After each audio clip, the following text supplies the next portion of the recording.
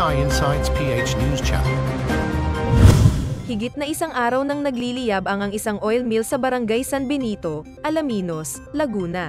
Sumiklab ang apoy ng pasado 2:00 ng madaling araw nitong linggo na tumupok sa dalawang bodega na naglalaman ng mga kopra na ginagamit na pangunahing materyales para sa produktong langis.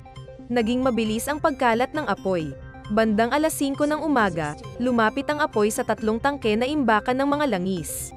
Nahihirapan ang mga bumbero sa pag-apula ng apoy na hindi pa rin nasugpo kahit matapos ang 24 oras. Tinatansya na umabot na nasa 20 milyong piso ang halaga ng mga pinsala ng sunog.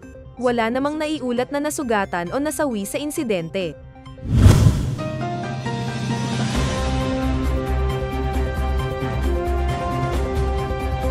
AI Insights PH News Channel.